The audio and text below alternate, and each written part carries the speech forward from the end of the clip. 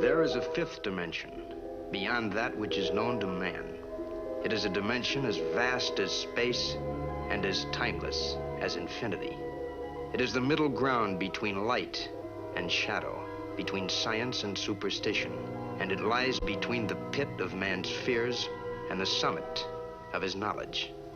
This is the dimension of imagination. It is an area which we call the Twilight Zone.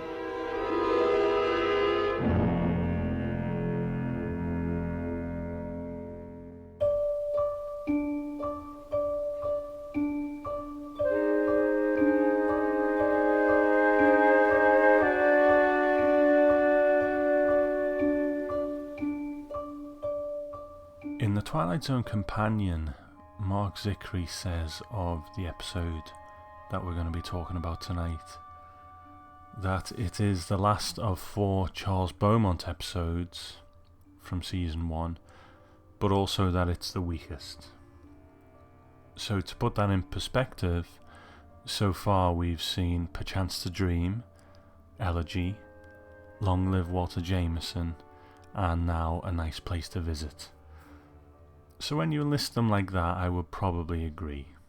What Mark Zickery also says is that basically it's just one long one-liner, which again you can't really argue with. It is basically just a setup with a payoff at the end.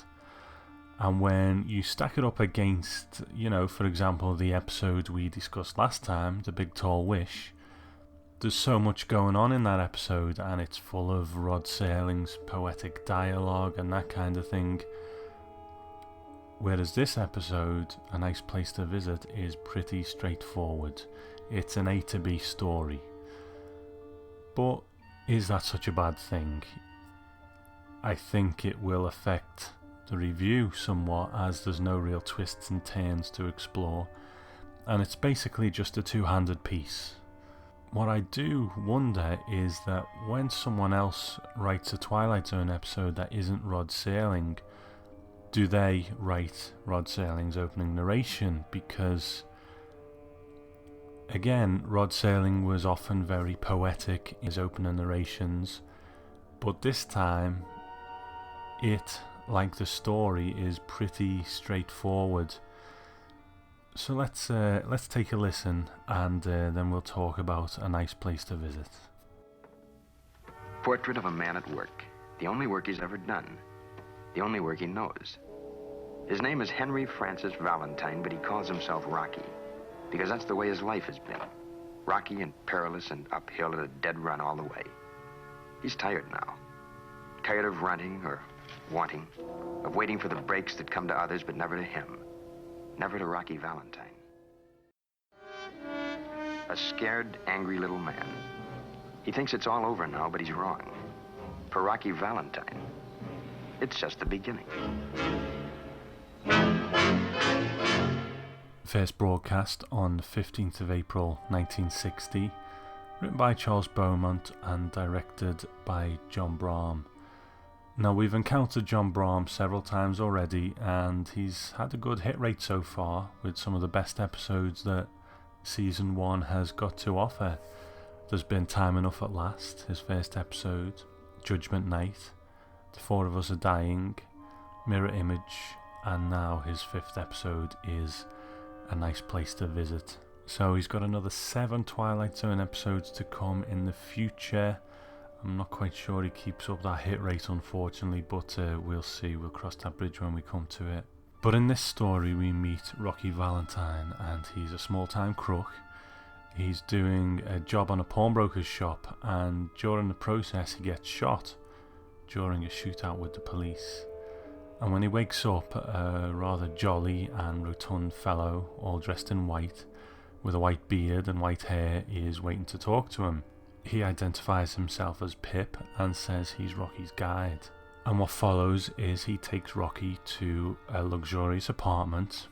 He decks him out in nice clothes and basically gives him whatever he wants. And at some point, Pip tells Rocky that actually, in that alleyway, he died in that shootout. So as far as story goes, there's not really much more to say than that. Rocky resists at first, then accepts and likes the situation because he's having a great time and he has everything that he wants, or so he thinks. What are you after, anyway? Only one thing, Mr. Valentine. Your comfort. My job is to see to it that you get what you want, whatever it may be. Yeah? In exchange for what? Nothing at all, Mr. Valentine. It's absolutely free. Don't put me on, Fatso. Nothing's free. Nothing. Anything I ever got in this lousy world, I had to drag out of it, so don't put me on. Now, initially, Charles Beaumont suggested that Rod Serling should play the part of Rocky Valentine, and he wrote him a letter, and in it he said, "Dear Rod, tried to get you by phone, couldn't, so I've had an absolutely screwball idea. Your first reaction will be one of dumb astonishment, followed by rapid blinking and fantods. If, for any reason, we can't get Mickey Rooney for The Other Place, which was the original title of A Nice Place to Visit, why don't you essay the role of Rocky yourself? Dumb astonishment, rapid blinking, fantods." When I mentioned it to Helen, she said, "Swell. Now he'll think you consider him a cheap crook type."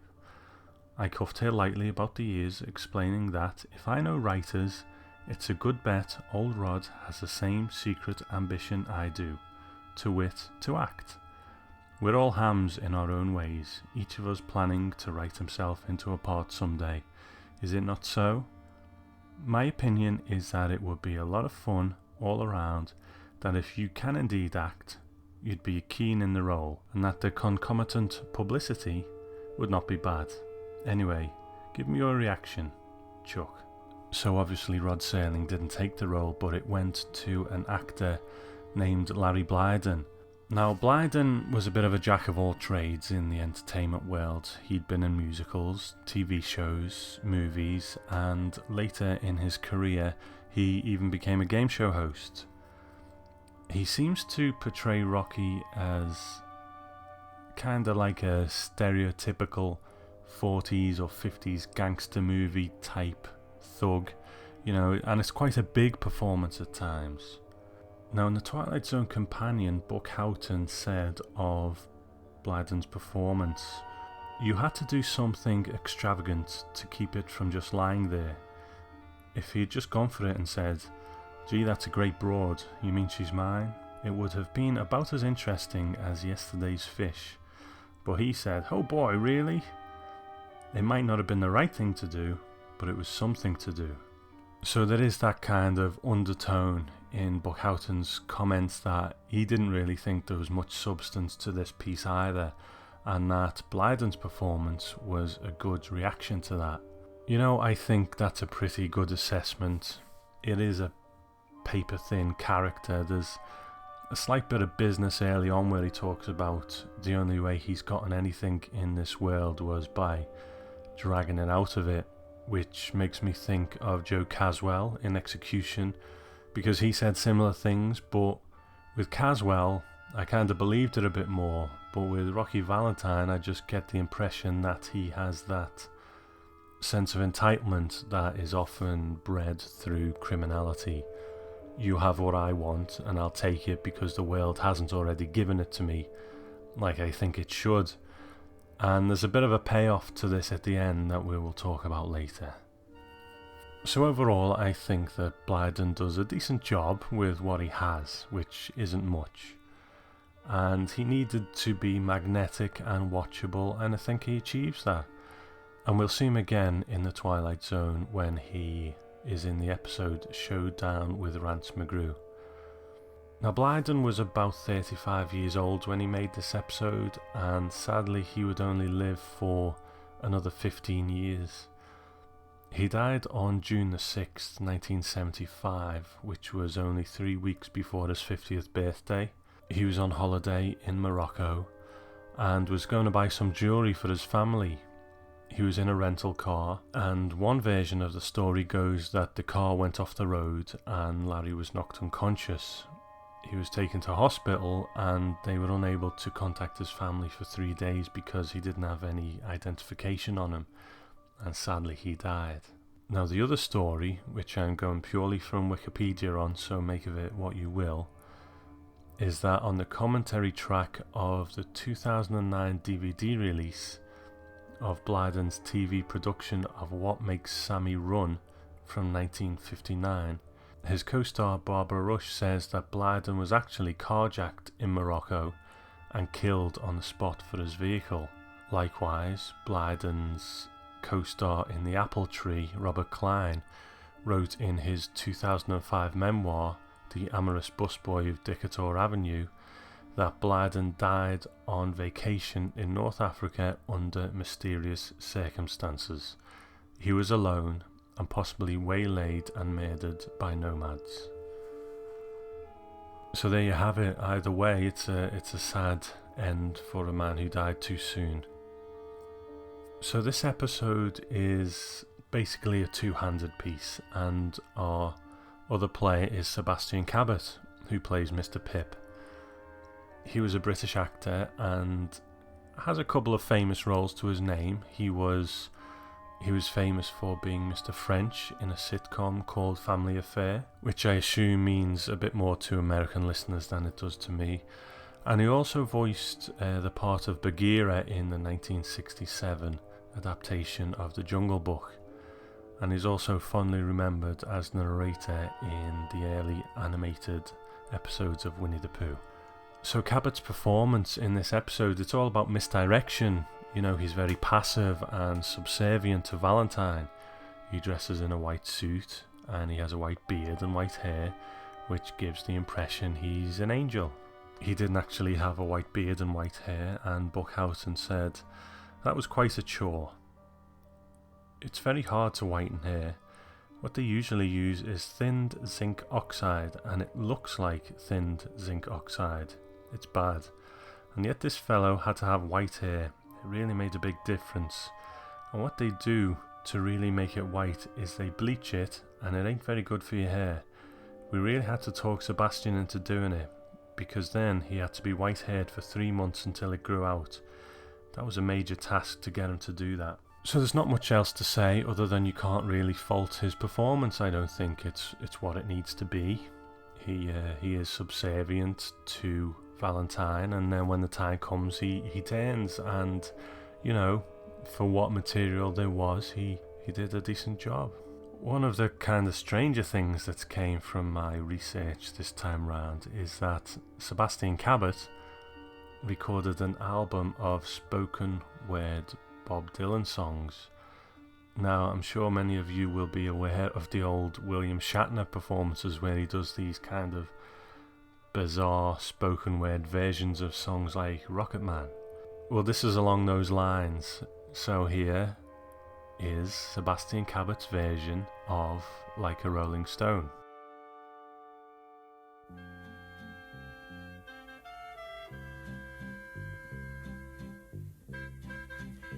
Once upon a time, you dressed so fine.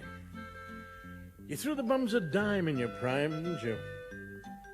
People call, say, beware, doll, you're bound to fall. You thought they were all kidding you. You used to laugh about everybody that was hanging out. Now, you don't talk so loud. Now, you don't seem so proud about having to be scrounging for your next meal. How does it feel? How does it feel to be without a home? Like a complete unknown. Like a rolling stone. Now, we've gone to the finest school, all right, Miss Lonely, but you know you only used to get juiced in it. And nobody ever taught you how to live on the street, and now you got to get used to it.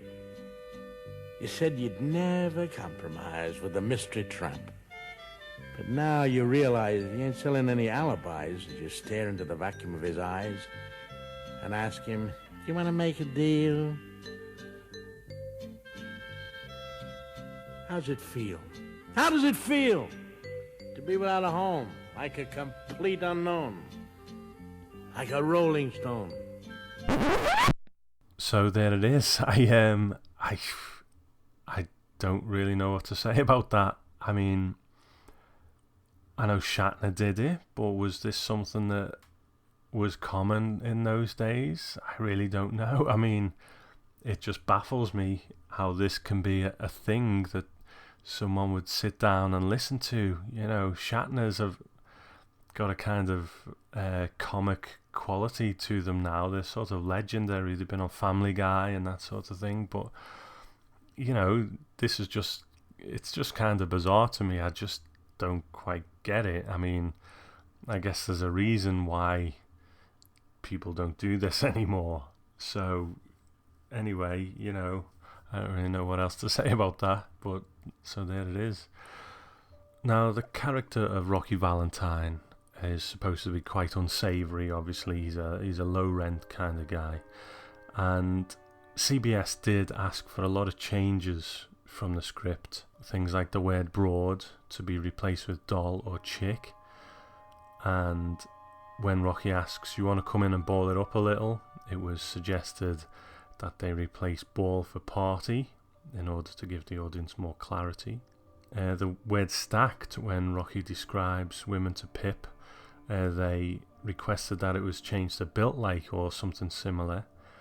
And in the casino, when Rocky was to slap one of the girls on the thigh, CBS asked for it to be removed. But in the finished film, you know, Rocky makes these movements, but he never actually connects. They also gave notes that the women in the episode shouldn't be dressed in dresses that were too revealing. So there was a whole list of these things. I think some of them changed, some of them didn't. Like there was a line, scoring with a chick, that was changed by the network suggestion to being a big guy with a chick. So, you know, like I've said in the past, sometimes Serling would take these notes and make the changes, other times he didn't. I think it was always a bit of a balancing act, you know. Hey, Fat, how about tomorrow we look up some of my old buddies, huh? Like Matt Gorman, Fink Mitchell, Silky Armstrong, huh? What's the matter? They didn't make it? No, it's not that, Mr. Valentine. It's, well, it's rather difficult to explain, really. You see, all of this, well, it's your own private domain. It was made, well, especially for you alone.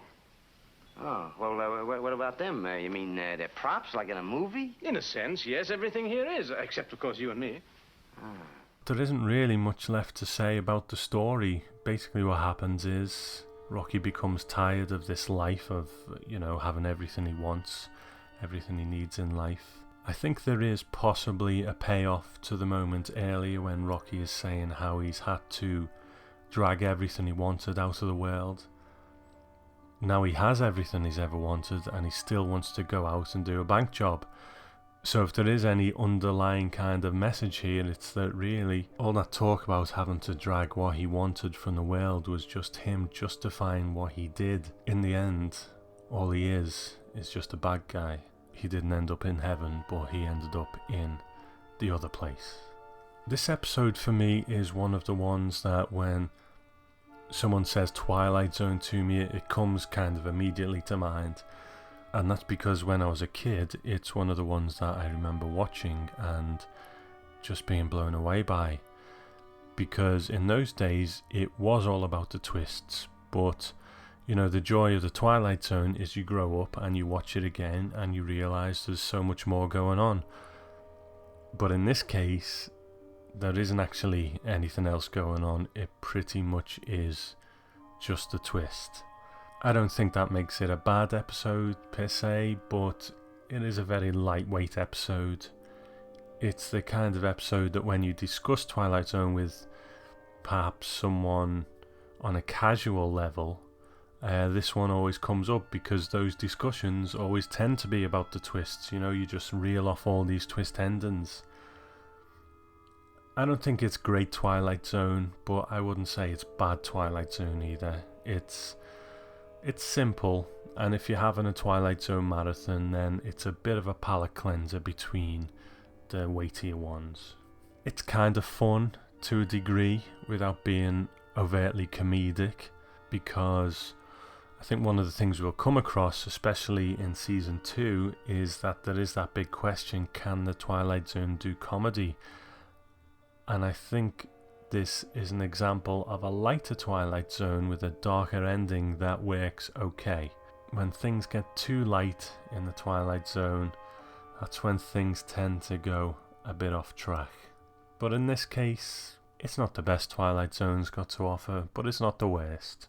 In the big scheme of things, I'm okay with it.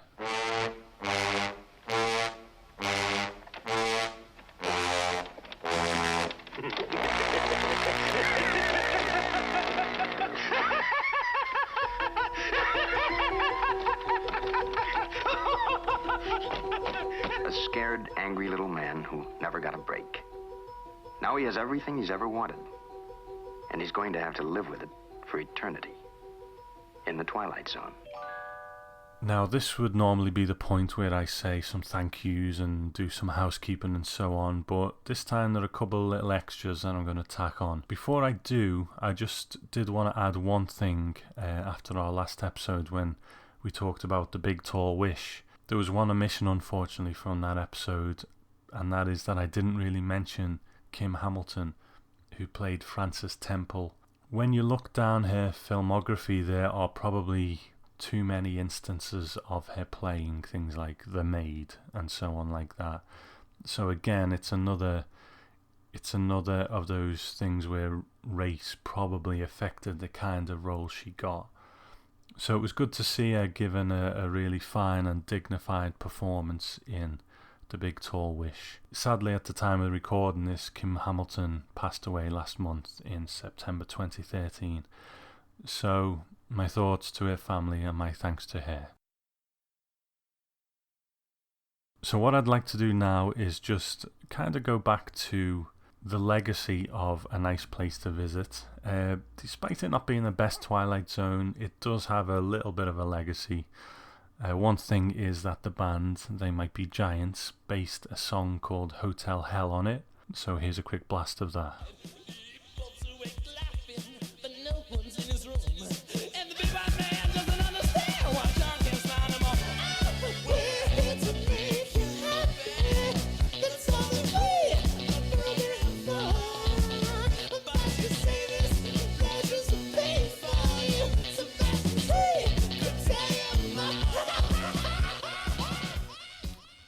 Okay, well, there's that. But the main curio is an episode of a radio show called Theatre 5, and that was from March 4th, 1965, and it was called The Land of Milk and Honey. It's an adaptation of the same story. Now, it is different in some ways, but overall it's the same thing. So this radio show is in the public domain now, so I'm going to play out with that adaptation for anyone who's interested in hearing it. And if you're very lucky, you might just get another one of those fabulous spoken word Bob Dylan songs from Sebastian Cabot at the end of the podcast. I'll see you next time for Nightmare as a Child. Welcome, Mr. Babson. I'm delighted to see you, sir.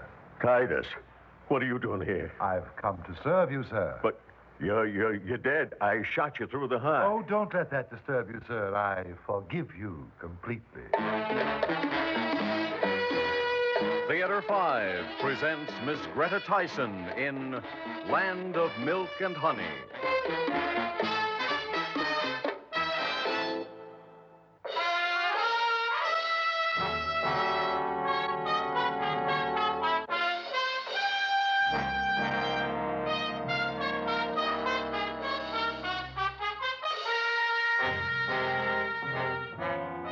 My name is Johnny Babson, and this is my story.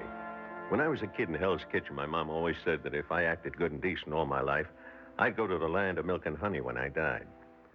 That's what Mom called heaven, the land of milk and honey. But one night when I was 15, I stuck up a candy store with a wooden heater and netted almost $12. This decided me on going into the heist business full time. After a stretch in reform school, I got a real heater and tried to knock off a bank, which was a big mistake. So when they finally sprung me, I went straight. By the time I was 40, I was netting real important sugar in a strictly legit business of my own. I had a fabulous apartment with an English-type butler called Titus. I was one bachelor that was really living until one certain night when everything busted wide apart. I just buzzed for the butler, and I had big plans spinning around in my head. Yes, Mr. Babson. What may I do for you, sir? Lay out my black silk suit, will you, Titus, and take the night off. I won't be needing you. Thank you, sir. Will you be dining out? Yeah, but later. A whole lot later. I'm having a visitor. I understand, sir. A young lady? Sure, a young lady. What do you think? I'm sorry, sir. I hope you have a pleasant evening, Mr. Babson.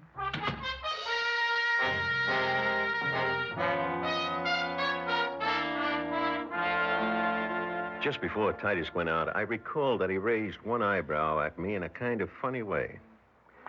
But after I showered and got dressed, I forgot about Titus and began thinking about my expected visitor. Her name was Diana, and she danced in a line at a high-class club.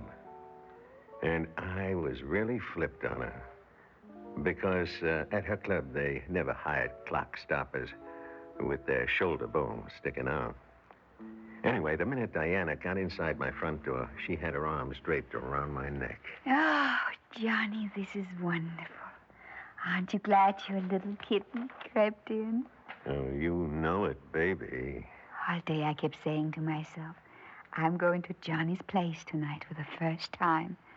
I couldn't hardly believe it. Well, you better believe it, because it won't be the last. Hey, is this the mink coat you were so excited about over the phone? Oh, yes, Johnny. Isn't it sensational? It ought to be. It set me back the price of a custom-built rose. Oh, it's so wonderful. I don't know how to thank you. We'll talk about that later. Now, how about a nice long drink? I'd rather have a short one if you don't mind. Okay, there's a shot glass right down there in the cabinet. I'll get a bottle. You find it? Yeah, I see it. Holy Pete, look what I found down here with the glasses. Don't touch that, Diana. Just leave it there. But is it loaded? Yeah, I had a robbery last year, but don't worry. I got a permit for it. Kitten isn't worried, lover. She's just happy. Oh, that makes two of us, baby. Hold out your glass. This apartment, it's real swell. It's like living way up in heaven.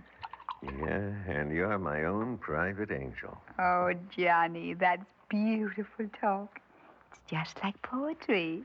When you look at me with those great big eyes, it's easy to talk like that. But all of a sudden, I don't feel like talking. Me neither. Oh, lover, your arms are so strong. Shh, just tilt your head up. Hey, what's so funny? I was just thinking about the look on his face if he caught me here alone with another man. Who are you talking about? My husband. What? You never told me you were married. You never asked me, lover. But you should have told me. I make it a strict rule never to do that. Do what? Romance another man's wife.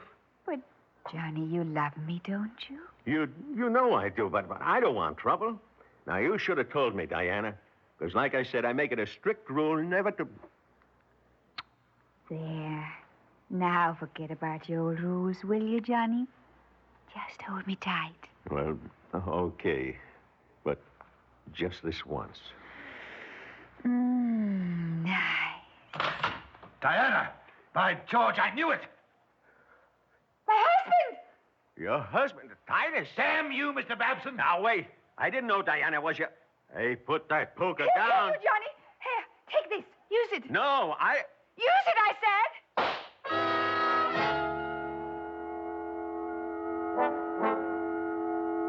If Diana hadn't shoved that rod in my fist, Titus would have brained me. After the big bang, his eyebrows flew up and he dropped like a lead weight. I saw a big red stain on the left side of his white shirt, and I knew he was dead.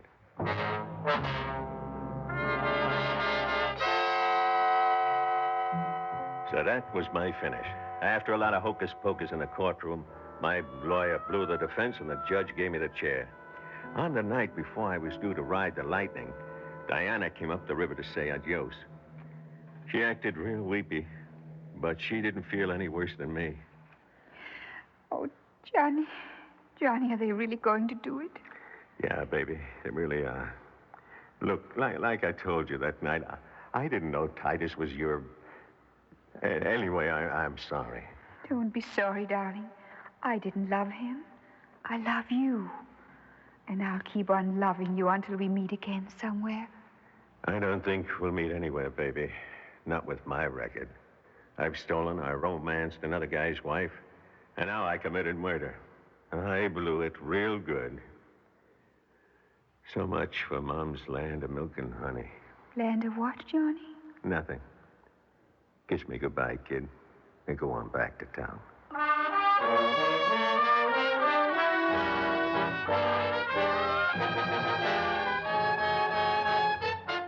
So that was it for me and Diana. What happened after the switch was pulled, or how long it took, is all a big blank inside my head. I only know that when my brain started working again, I found myself sitting in a fabulous apartment. And now came the payoff, because the door opened, and in walked Titus, my deceased butler. Welcome to eternity, Mr. Babson. Titus? Don't be alarmed, sir. What place is it? As I said, sir, this is eternity, where all earthly wickedness is forgiven.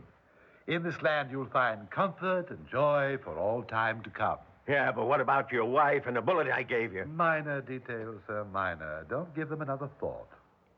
You seem perplexed, Mr. Babson. Well, yeah, I am. I mean, this ain't exactly the place I expected to wake up in. No, sir, I suppose not.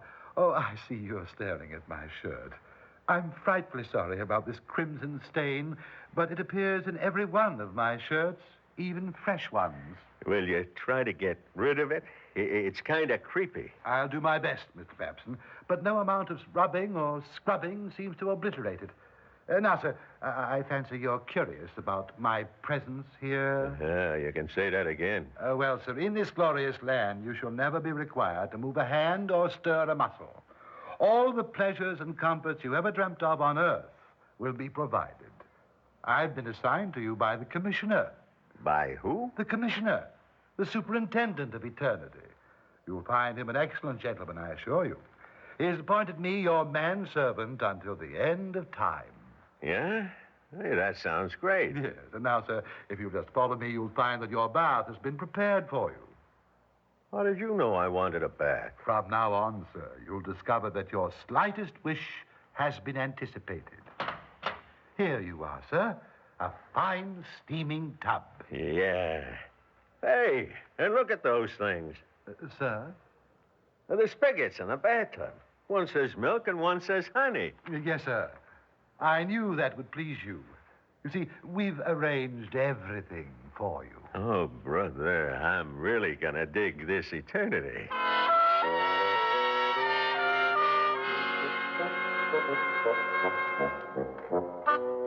Titus wasn't kidding.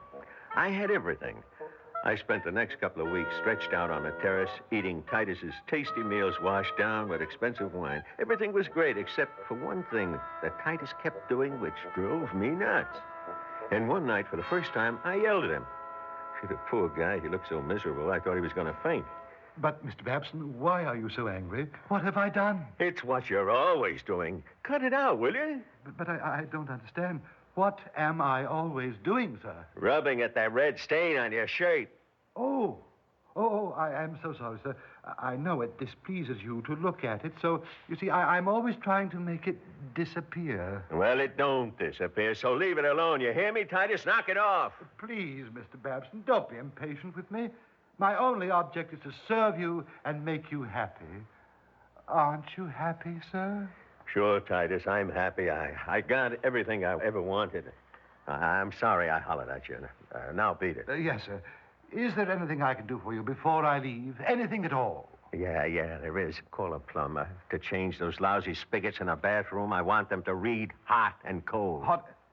Oh, I'm desperately sorry, sir, but that would be impossible. After all, Mr. Babson, this is the land of milk and honey.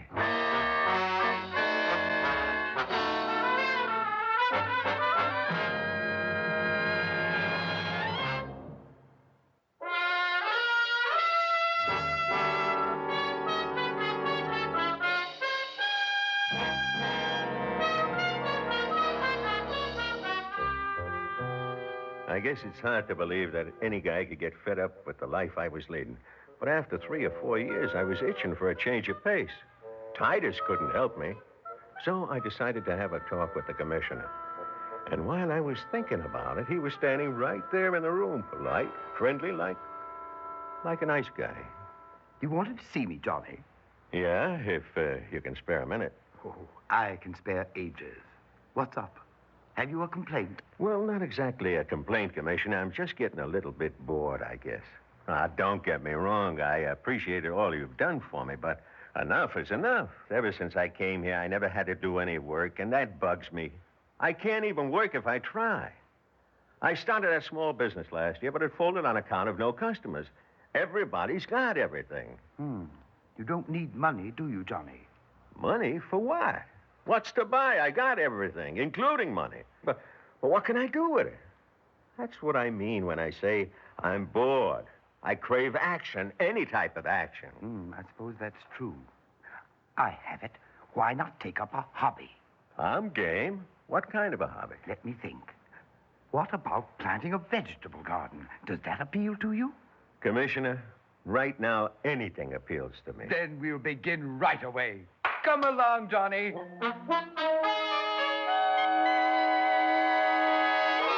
Well, my boy, you're about to begin your hobby. This is the site of your vegetable garden. Yeah, and oh, brother, am I ready. How do I begin? Well, in these bags, you'll find seeds of every variety. All you have to do is to plant them in these holes. But I wanted to dig the holes myself. Nonsense. That's backbreaking work. But I wanted to do it. I wanted to use my muscles. Fiddlesticks, Johnny, come on. Just drop the seeds in. You drop the seeds. Good. That's the way to do it. Oh, you're a born farmer. Yeah, Hey, what's going on here? Growth, Johnny. Mother Nature is working her magic. Yeah, but the plants are already shooting up. So they are. And the vegetables, they're ready to pick. Oh, but I didn't grow any. I didn't lift a finger. Of course you didn't. That's the whole idea of this land. I think it's a crummy idea. Really? Oh, I'm sorry. Perhaps another kind of hobby would have had more appeal. How about collecting stamps? There's a splendid hobby. Go back to your apartment, Johnny, and I'll see that you get a supply of stamp albums.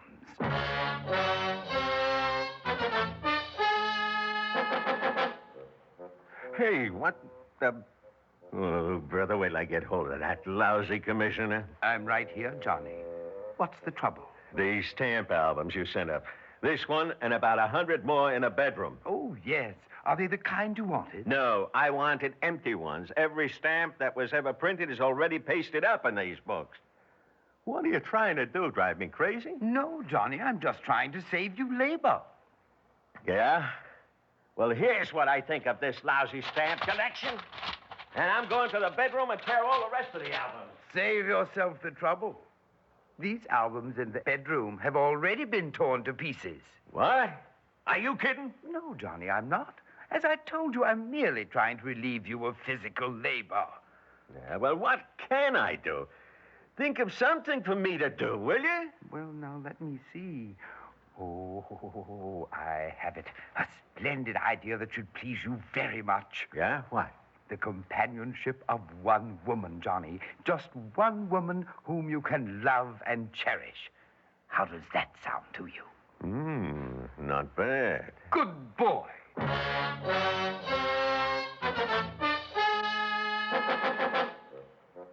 The commissioner told me that my butler Titus would fix a little private supper just for two. And that night, when the candles were lit and everything was ready, Titus put on his hat and tiptoed out of the apartment. I must admit I was excited about meeting this one woman that I could love and cherish. And while I was straightening my tie in the mirror, I hear a soft, sexy voice right behind me. Hello, Johnny, darling. Huh? Turn around, lover. See who's here. Diana. Surprised? I'm really rocked. Your little kittens crept back to you, Johnny. Yeah. Well, come on over here and let me listen to you purr. That's it, Johnny. Hold me tight. Oh, baby, baby, it's been a long time. You're glad to see me, aren't you? Yeah, my own private angel. And now I know for sure this is really heaven. But I can hardly believe it. How did you get here? They sent for me, Johnny, because I was the one woman you wanted most on earth. Yeah, very smart, these people. But don't talk, baby. Just tilt your mouth up. Yeah, this is it. Diana, I knew it. My husband. Get out of here, Titus. No, not this time, by George. Hey, don't. Put that down. He'll kill you, Johnny. Here, take this. Use it. Diana, no. Use it, I said.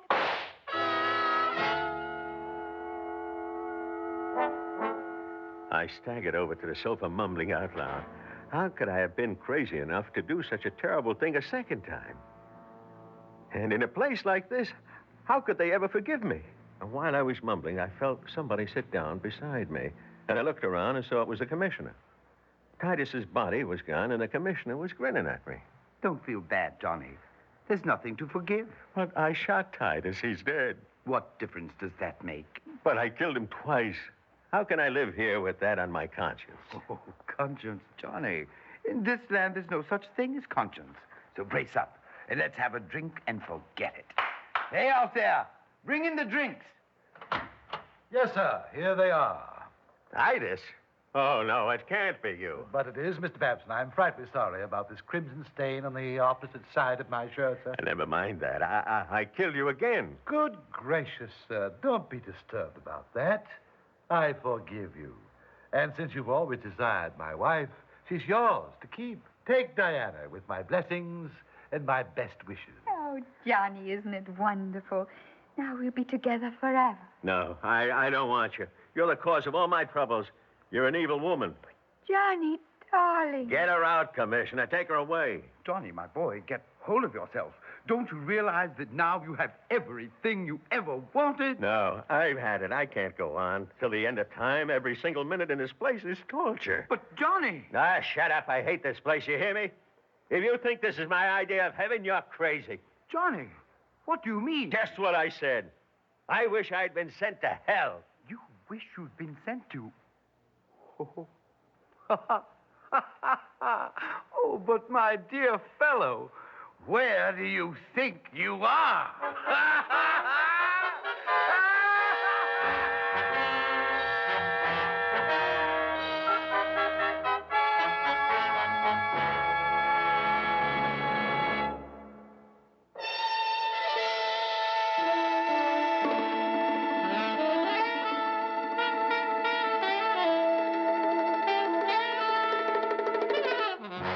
Theater 5 has presented Land of Milk and Honey, written by Albert Miller, produced and directed by Ted Bell.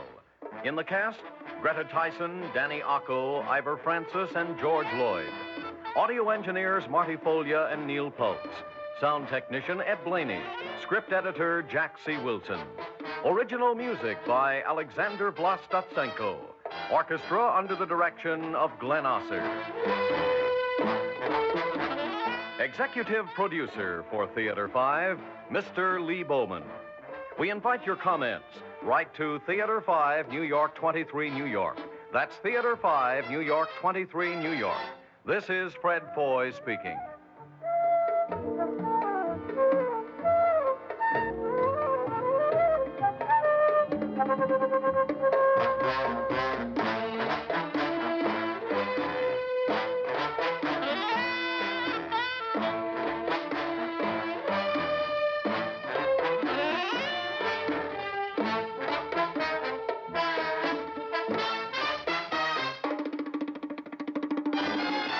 This has been an ABC Radio Network production.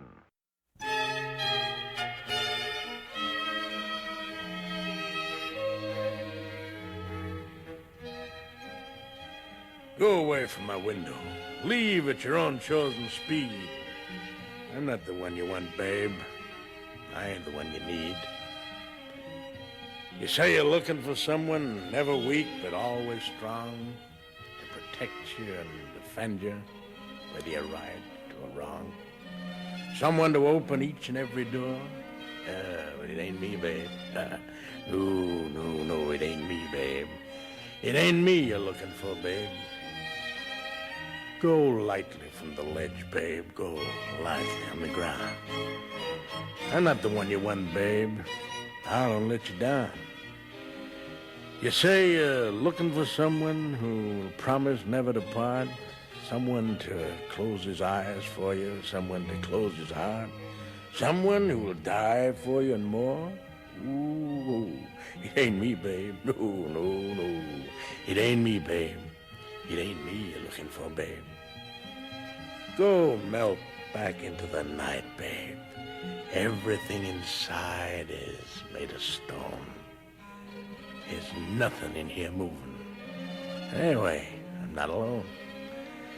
You say you're looking for someone who will pick you up each time you fall, to gather flowers constantly and to come each time you call, a lover for your life and nothing more. Hey, it ain't me, babe. No, it ain't me, babe.